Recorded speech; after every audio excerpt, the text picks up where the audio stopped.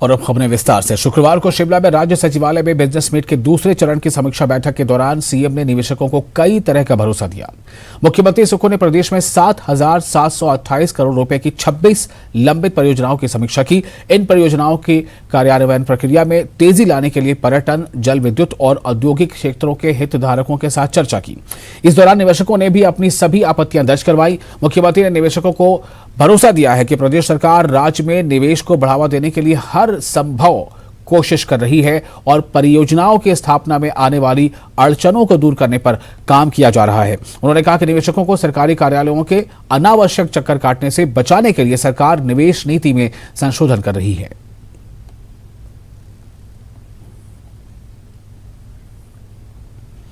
मुख्यमंत्री सुखविंदर सिंह सुक्खू ने पूर्व सरकार में मुख्यमंत्री रहे जयराम ठाकुर को आड़े हाथों लिया। पत्रकारों से बात करते हुए सीएम ने कहा कि जयराम ठाकुर की सरकार द्वारा लिए गए कर्जे के बयान चुकाने के लिए कर्जा लेना पड़ रहा है। उन्होंने कहा कि प्रदेश की आर्थिक तंगी को दूर करने के लिए सरकार काम में लगी है। उन्होंने पूर्व मुख्यमंत्री जयराम ठाकुर से अनुरोध किया कि आज प्रदेश आर्थिक तंगी से जूझ रहा है, ऐसे में वो भी प्रदेश का साथ दें। 5 महीने में जिस प्रकार की आर्थिक बदहाली पिछली भारतीय जनता पार्टी की सरकार से मिली थी, उसको सुधारने की ही कोशिश कर रहे हैं। हम कर्जा जरूर ले रहे हैं, लेकिन जो कर्जा उन्होंने उठाया हुआ है उसका ब्याज और सत्ता चलाने के लिए ले रहे हैं, इसमें कोई दो राय नहीं है। अभी हमने बार बार कहा है कि हम अपनी आर्थिक जो स्थिति है उसको 4 साल में ठीक करेंगे और 10 साल में हिमाचल प्रदेश हिंदुस्तान का सबसे समृद्धशाली राज्य होगा। एक बात और मैं जयराम ठाकुर जी को कहना चाहता हूं कि जितना कर्जा आपने लिया उस कर्जे का ब्याज चुकाने के लिए हम कर्जा ले रहे हैं। और मुख्यमंत्री सुक्खू के बयान पर जयराम ठाकुर ने तंज कसा है। जयराम ठाकुर ने सीएम सुक्खू से कहा है कि वो पैसा न होने का रोना रो रहे हैं, जबकि उन्होंने खुद इन्हीं संसाधनों के साथ 5 वर्षों तक प्रदेश में भाजपा की सरकार चलाई और कई ऐतिहासिक कार्य करके दिखाए हैं। जयराम ठाकुर ने कहा कि सुखविंदर सिंह सुक्खू लोकप्रिय मुख्यमंत्री हैं, जिन्होंने हिमाचल के विकास पर ताला लगा दिया है। नेता प्रतिपक्ष सुक्खू सरकार पर बदले की भावना से काम करने का आरोप लगाया। सड़कों के काम बंद, पुलों के काम बंद, हॉस्पिटल का काम बंद, स्कूल का काम बंद, कॉलेज का काम बंद। और गाड़ाचैन में भी यहां देख रहा हूं मैं 6 महीने में ही लोग भारतीय जनता पार्टी की जो 5 साल चली सरकार उसको याद कर रहे हैं।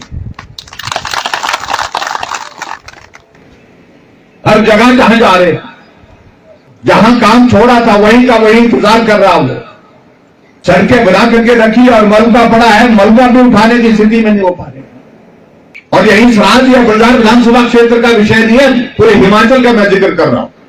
कॉलेज का भवन जिसके लिए हमने पैसे का प्रावधान किया, आज वही खड़ा हुआ है।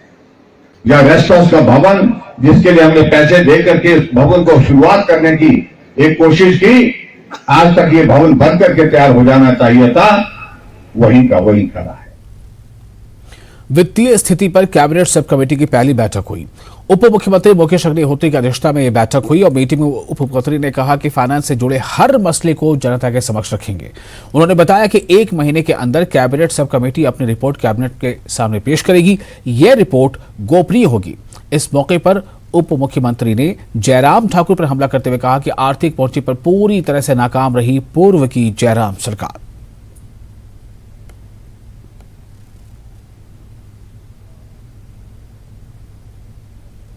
नहीं, देखिए, अभी हम इससे ज़्यादा किसी डिटेल में अभी पढ़ना नहीं चाहते। हमारा मैंडेट जो है वो कैबिनेट के समक्ष जो है बात रखने का है, तो हम ज़्यादा आपसे इसमें डिटेल में बात नहीं करना चाहते। हम आपको सिर्फ ये कहना चाहते हैं कि पिछली सरकार फाइनेंशियल फ्रंट पे पूरी तरह नाकाम रही और उसके जो मेजर और गलत आंकड़े पेश किए गए, झूठ बोलते रहे, और वो सारी बातें जो है क्रिस्टल क्लियर हमारे यहाँ पे हमारे समक्ष आ गई हैं और हम इस पे काम कर रहे हैं। अभी हमारी कमेटी के तीसरे मेंबर चौधरी चंद्र कुमार जी आज नहीं थे, नेक्स्ट मीटिंग में वो भी आ जाएंगे। तो फुल मीटिंग जो है जल्दी विद इन 15 डेज करके और दो मीटिंगें हम करेंगे और उसके बाद अपनी रिपोर्ट सबमिट कर देंगे। भारतीय जनता पार्टी ने लोकसभा चुनाव के लिए कमर कस ली है, जिसे लेकर आज केंद्रीय सूचना प्रसारण मंत्री अनुराग ठाकुर ने सोशल मीडिया कार्यकर्ताओं के साथ बैठक की। जसवा परागपुर विधानसभा में ग्रीन वैली होटल में यह बैठक हुई। इस मौके पर अनुराग ठाकुर ने कार्यकर्ताओं को लोगों तक केंद्र सरकार की योजनाओं को पहुंचाने के लिए प्रेरित किया। 9 वर्षों की पहचान सेवा, समर्थन और गरीब कल्याण, सेवा, सुशासन और गरीब कल्याण, ये मोदी जी ने 9 वर्षों में करके दिखाया है। गरीबों के जीवन में एक बड़ा बदलाव, पक्के मकान से लेके पानी की सुविधा, शौचालय से लेके रसोई गैस का सिलेंडर, ये पहले नहीं था, ये करके दिया है। और जो कभी सोचा ना था, पिछले 9 सालों में 7 नए IIT, 7 नए IIM, 390 विश्वविद्यालय और लगभग 70,000 नई MBBS की सीटें। आज गरीब का बच्चा भी डॉक्टर बन सकता है, ये हमारी सरकार ने करके दिया। मंडी जिला प्रशासन द्वारा गठित विभिन्न विभागों की साझा टीम ने मंडी की विभिन्न स्थानों पर दबिश देकर बाल मजदूरी कर रहे 5 बच्चों को रेस्क्यू किया। ये बच्चे इंदिरा मार्केट, चंद्रोर गली और मंडी बस स्टैंड के पास मजदूरी कर रहे थे। ADM मंडी अश्विनी कुमार ने बताया कि राष्ट्रीय बाल संरक्षण आयोग नई दिल्ली द्वारा बाल श्रम बचाओ अभियान के तहत ये कार्रवाई की गई है।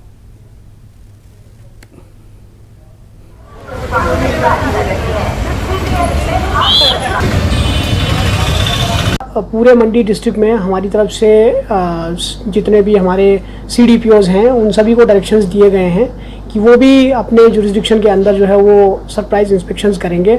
शॉप्स में, इंडस्ट्रियल जो एस्टेब्लिशमेंट्स हैं और कई जगह जैसे हजार्डस इंडस्ट्रीज़ में भी बच्चों को चाइल्ड लेबर जो है वो यूज़ किया जाता है, तो उन सब की चेकिंग इस कैंपेन के दौरान जो है वो की जाएगी।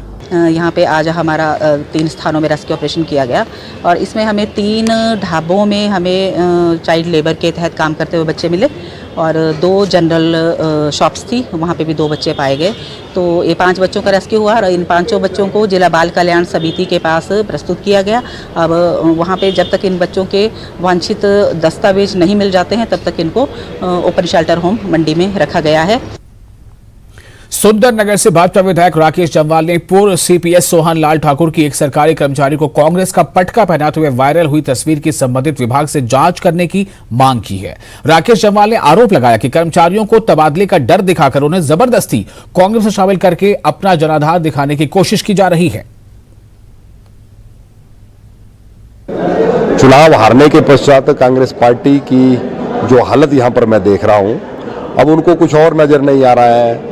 अनेकों सरकारी कार्यक्रमों में जिन लोगों को जनता ने नकार दिया है, वो सरकारी कार्यक्रमों में जा रहे हैं और कर्मचारियों को डराकर धमकाकर जो सेवारत कर्मचारी है, जो वर्तमान में सेवाएं दे रहे हैं, नौकरी कर रहे हैं, उनको ट्रांसफर का डर दिखाकर जो है उनको कांग्रेस पार्टी में शामिल किया जा रहा है और उसको फोटो भी जो है वो मीडिया में, सोशल मीडिया में भी वायरल कर रहे हैं। मुझे लगता है कि ये एक बहुत बौखलाहट का ये परिचय है और आज कांग्रेस जो है वो बुरी तरह से हताश है, लेकिन ये बड़ा दुर्भाग्यपूर्ण है। मैं उन विभागों के अधिकारियों से भी कहना चाहूँगा कि इस प्रकार जहाँ पर कांग्रेस की सदस्यता किसी कर्मचारी को दिलाई जा रही है, इस पर थोड़ा सा विभाग भी संज्ञान ले।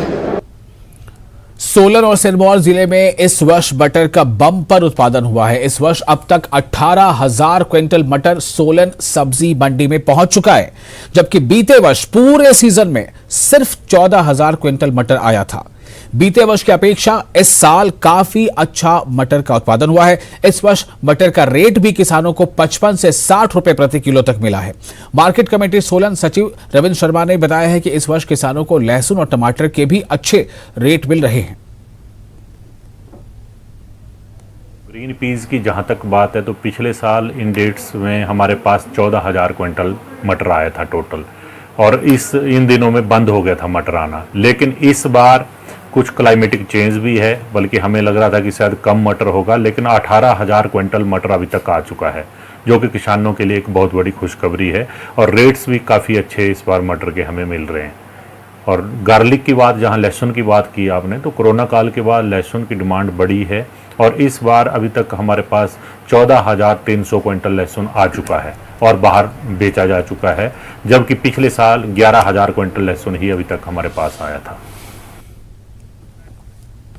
कुल्लू जिले में मुख्य संसदीय सचिव सुंदर सिंह ठाकुर के द्वारा एडवेंचर टूरिज्म को बढ़ावा देने के लिए नई रिवर राफ्टिंग साइट का शुभारंभ किया गया।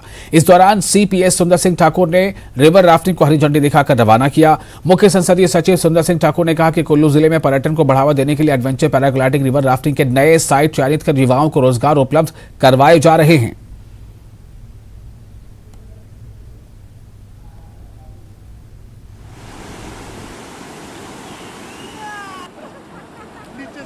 ये मैं समझता हूँ कि एक गाइडलाइन लाने की भी ज़रूरत है, जिसमें कि हमारे जो लोकल ऑपरेटर्स हैं इन्हें पैसा मिलना चाहिए और लोकल लोगों को रोज़गार मिलना चाहिए, और जो लोग जान जोखिम में डालकर इस काम को कर रहे हैं और पूरी तरह समर्पित है, अपने परिवार को पालने वाले हैं, और ये जो बिचौलियों के पास ये जो काम धंधा एडवेंचर टूरिज्म का जा रहा है, इसे रोकना होगा और हमारे स्थानीय युवाओं को रोज़गार मिलना होगा। ऐसे में ये जो नया स्ट्रेच बना है, यहाँ पे डिस्ट्रिक्ट टूरिज्म ऑफिसर है, एसडीएम महोदय हैं, पूरी जो भी राफ्टिंग का जो पैनल है, ये मैं समझता हूँ कि एक बहुत ही बढ़िया जो स्ट्रेच है कुल्लू के लिए एक नया एक तोहफा होगा। आज कुल्लू में पैराग्लाइडिंग शुरू हो गई है। कुल्लू में राफ्टिंग का स्ट्रेच कुल्लू टाउन होके बुनतर बाज़ार की तरफ जाएगा, तो ऐसे में इसमें पर्यटन को बहुत पंख लगेंगे। यही व्यवस्था परिवर्तन है, इसी की ओर हम आगे बढ़ रहे हैं। ब्रेक के बाद एक बार फिर आपका स्वागत है। आप देख रहे हैं न्यूज 18 JKLH पर अपना हिमाचल। भगवान शिव के खिलाफ अश्लील टिप्पणी करने वाले डॉक्टर को अस्थायी जमानत मिलने के बाद हिंदू एकता मंच ने डॉक्टर की जमानत याचिका खारिज करने की गुहार लगाई। हिंदू संगठनों का उनका तर्क है कि ये डॉक्टर समाज के लिए एक बड़ा खतरा साबित हो सकता है। हिंदू एकता मंच के पदाधिकारियों ने डॉक्टर द्वारा आपत्तिजनक टिप्पणियों का हवाला देते हुए कहा कि डॉक्टर के खिलाफ सख्त कार्रवाई होनी चाहिए। जैसा कि सभी के ध्यान में है कि एक मुहिम चली हुई है ऊना में डॉक्टर अदीम अख्तर के विरुद्ध। उन्होंने एक ऐसी अभद्र टिप्पणी की है जिससे पूरा हिंदू समाज जो है उसको ठेस पहुंची हुई है। कल हमारे ध्यान में आया है कि हाई कोर्ट में उसको टेम्परेरी एक जमानत मिली है। हम हाई कोर्ट प्रशासन से भी, पुलिस विभाग से भी, प्रदेश सरकार से भी, सभी से ये बेनती करना चाहते हैं कि इसकी जो जमानत है वो रद्द की जाए, ताकि जो हिंदू संगठनों में रोष है, जो रैलियां निकल रही हैं, कहीं ये रैलियां कल को कोई उग्र आंदोलन बन के ना आ जाए। जिला मुख्यालय नाहन में आज सड़क सुरक्षा क्लब की एक बैठक पुलिस थाना में आयोजित हुई। बैठक में सड़क सुरक्षा क्लब की नई कार्यकारिणी का गठन किया गया, जिसमें नरेंद्र तोमर को अब क्लब की कमान सौंपी गई है। बैठक में शहर में यातायात व्यवस्था को सुधारने समेत जगह जगह लगने वाले जाम से लोगों को निजात दिलाने को लेकर विस्तार से चर्चा हुई। नाहन शहर के लिए मैं पूरी कोशिश करूंगा अपने सभी साथियों के साथ, और ख़ास तौर पे पुलिस विभाग के साथ, ट्रैफिक के साथ मिल कर के हम जो है शहर को थोड़ा जो ट्रैफिक की यहाँ पे समस्याएं हैं, जाम लगा रहता है, उसमें सहयोग करेंगे, पूरा सहयोग करेंगे। और जो पार्किंग से रिलेटेड जो यहाँ समस्या है शहर के अंदर, उसमें भी पूरी कोशिश करेंगे कि जहाँ जहाँ पे भी ऐसे कोई पॉइंट्स है हमारे पास जहाँ पार्किंग बन सकती है, वहाँ पे पार्किंग की सुविधा हम प्रोवाइड करेंगे। सबसे पहले तो मेरी जो पर्सनल रहेगी वो यही रहेगी कि शहर में जो एक जाम लगा रहता है, कई बार इधर आपका गोविंदगढ़ के एरिया में लगता है और रानीताल के एरिया में लगता है, उस एरिया में जो है सोलन शहर में सड़कों की हालत दिन ब दिन खराबतर होती जा रही है, जिसके चलते वाहन चालकों का अब सड़क पर चलना काफी मुश्किल हो गया है। अब ये पता लगाना मुश्किल हो गया है कि सड़क पर गड्ढे हैं या गड्ढों में सड़क है। सड़क पर बड़े बड़े गड्ढों की वजह से दुर्घटनाओं का खतरा भी बढ़ चुका है। आए दिन कोई ना कोई हादसा होता रहता है। ऑटो चालकों ने प्रशासन से अपील की है कि सड़क पर पड़े गड्ढों को जल्द से जल्द भरा जाए। यहाँ पर इतने खड्डे हो गए हैं गुरुद्वारे के पास कि जब भी हम अपनी गाड़ी लेके जाते हैं तो गाड़ी में कभी एक्सल टूट जाता है, मतलब कुछ ना कुछ नुकसान हो जाता है, और इस पर कोई ध्यान भी नहीं दे रहा है। इस तरफ को इतने खड्डे हैं कि अगर इसमें एक छोटा सा पेड़ भी लगा देना तो पेड़ भी लग जाएगा इसमें, तो इसकी तरफ कोई ध्यान नहीं देता है। तो इसकी तरफ थोड़ा सा ध्यान किया जाए जिसमें गाड़ियों का नुकसान ना। और सोलन शहर में अगर कोई कूड़ा फेंकता नजर आएगा तो उसका 1000 रुपए का चालान किया जाएगा। इस मुहिम को लेकर नगर निगम पार्षद शैलेंद्र गुप्ता और शहरवासियों ने सवाल उठाए हैं। उन्होंने कहा कि शहर को स्वच्छ रखना नगर निगम की जिम्मेदारी है। लोगों का कहना है कि निगम के सफाई कर्मी अपना कर्तव्य ठीक से नहीं निभा रहे हैं, इसलिए नगर निगम को व्यवस्था बदलने की जरूरत है। जहाँ तक नगर निगम ने ये मुहिम शुरू की है कि जो कूड़ा बाहर फेंकेगा उसमें 1000 रुपये जुर्माना किया जाएगा। व्यक्तिगत रूप से मैं मानता हूँ ये बहुत देर से समस्या चल रही थी, लोगों का सहयोग नहीं मिल रहा था। ऐसा नहीं सभी लोगों का, कुछ लोग जानबूझकर जो गार्बेज है उसको ओपन स्पेस पे फेंक रहे थे और ये जुर्माना करना बिल्कुल सही है। शुरू से ही इसके ऊपर सवाल उठा रहा हूँ, चाहे जहाँ मर्जी देख लो। नगर निगम ने अपना पल्ला तो झाड़ लिया कि 1000 रुपये का चालान करें, लेकिन नगर निगम ने ये नहीं देखा कि उनके जो कर्मचारी ये प्रॉपर वहाँ से कूड़ा उठाएंगे कि नहीं उठाएंगे। ये जिम्मेवारी कौन लेगा? ये जिम्मेवारी नगर निगम को खुद लेनी पड़ेगी। अगर वो इसके लिए जवाबदेह है तो मैं नागरिकों से अपील करूंगा कि इनके साथ सहयोग करें। और हाल ही में हुई G20 की बैठक में नन्हे बच्चों के सर्वांगीण विकास को लेकर तय किए गए तमाम बिंदुओं को ग्रास रूट लेवल पर लागू करने का काम शुरू कर दिया गया है। इसी के तहत जिला मुख्यालय के मॉडल प्राइमरी स्कूल में बाल मेले का आयोजन किया गया। बाल मेले से पूर्व और नन्हे बच्चों के माताओं को स्कूल में बुलाकर उन सभी जानकारियों से उन्हें अवगत कराया गया जो G20 में बच्चे के सर्वांगीण विकास के लिए तय की गई है।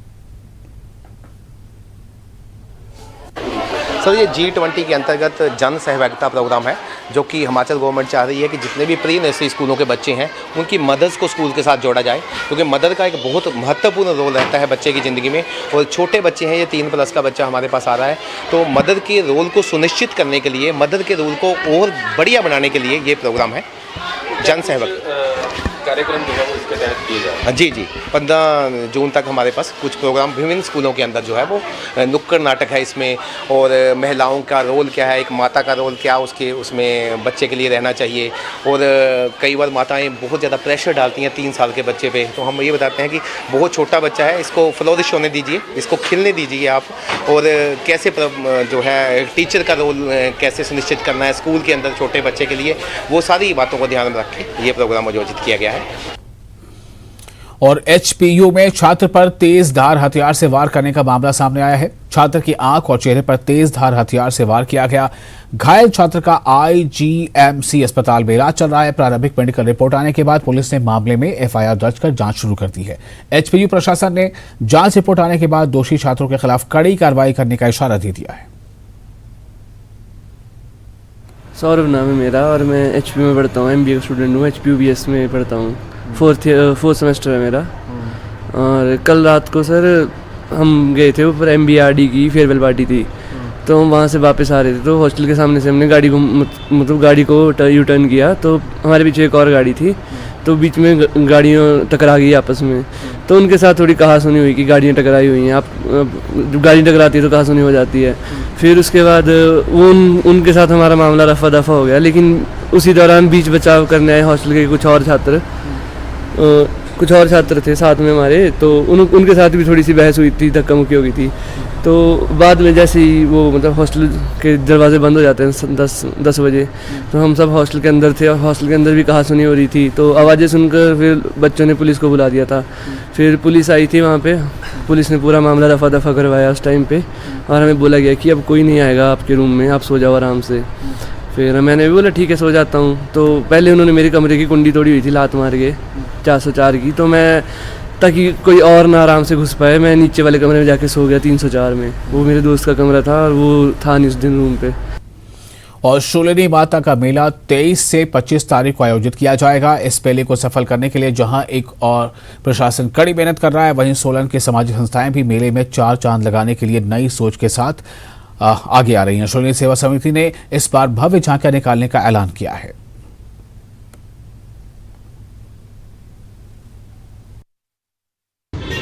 इस बार जो है हमने शूलिनी माँ शूलिनी मेले के लिए जो शुक्रवार को हमारी झांकी निकलती है, उसमें एक तो जहाँ पे माल रोड के ऊपर माता का डोला रुकता है वहाँ पे फोग का इंतजाम किया है, और दूसरा शनिवार और इतवार को जो माँ शूलिनी नीचे मंदिर में वहाँ पे भी फोग जो है 2 दिन चलेगी। और उसके बाद नए में इस बार जैसे ऊँट वगैरह है, रथ मंगाए हैं हमने, और झंडे बनवाए हैं इस बारी माँ शूलिनी पीठम की ओर से, जो कि पूरे शहर में लगेंगे। और जो पीछे झंडा जो देवी का डोली निकलती है उसमें भी पीछे वो झंडे लगेंगे। और प्रोग्राम जो है इस बारी जो लाइव झांकीज़ हैं वो बहुत बढ़िया मंगाई हैं, स्टील भी हैं उसमें बीच में कुछ, और कुछ लाइव झांकीज़ हैं वो भी बहुत बढ़िया मंगाई हैं इस बारी। तो बहुत बढ़िया तरीके से इस बारी करेंगे हम। झांकी वाले सब के सब बाहर से हैं, यमुनानगर से हैं, कोई मेरठ से हैं, कोई हरियाणा से हैं, कुछ एक राजस्थान से भी आएंगे। तो ऐसे करके हमने जैसे इस बारी हमने कोशिश हम ये कर रहे हैं कि जो कालबेरिया है राजस्थान का वो। और इस वर्ष जिला स्तरीय अंतर्राष्ट्रीय योग दिवस सोलन स्थित औद्योगिक प्रशिक्षण संस्थान में आयोजित किया जाएगा। ये आयोजन 21 जून को होगा। जिला आयुर्वेदिक अधिकारी डॉक्टर प्रवीण शर्मा ने बताया है कि इस वर्ष भी अंतर्राष्ट्रीय योग दिवस देश, प्रदेश, जिला और उपमंडल स्तर पर मनाया जा रहा है। उन्होंने कहा कि इस वर्ष अंतर्राष्ट्रीय योग दिवस का विषय हर घर आंगन योग रखा गया है। 9वां अंतर्राष्ट्रीय योग दिवस पूरा भारत, पूरा विश्व 21 जून 2023 को मनाने जा रहा है। और इस संदर्भ में हम जिला सोलन में आयुष विभाग पूरी तरह तत्पर है, पूरी तरह तैयारियां कर ली गई हैं, तैयारियां चल रही हैं।